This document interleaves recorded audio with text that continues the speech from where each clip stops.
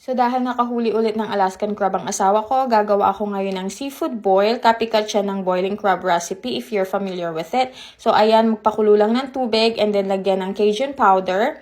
And then lagyan din siya ng ground black pepper.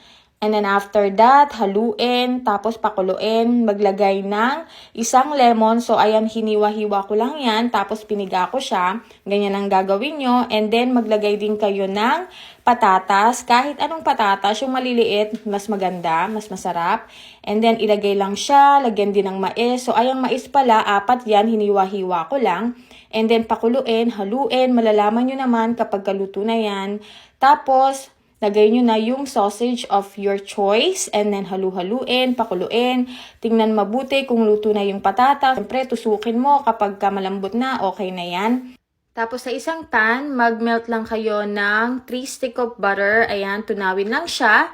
And then, maglagay ng maraming bawang. Depende sa dami ng gusto nyo. And then, eto nga pala yung mga ginamit kong seasoning, Cajun powder, Old Bay seasoning, lemon and pepper seasoning, smoked paprika, cayenne pepper, ground black pepper, onion powder, and optional lang to kung meron kayong oregano, pwede nyo rin lagyan. Remember, 2 tablespoons of each, okay? And then, pag samasamahin nyo lang siya, ilagay nyo na siya dun sa pan. And then, halu-haluin. Pag kumulo, lagyan nyo ng parsley. Kung wala kayong parsley, huwag nyong ipilit. And then, halu-haluin nyo ulit. Pag kumulo na, ilagay nyo yung shrimp. So, wala akong access dito ng merong ulo, kaya ayan lang yung nakayanan ko. And then, lagyan nyo rin ng 2 tablespoons of brown sugar. And then, halu-haluin lang, pakuluin ulit.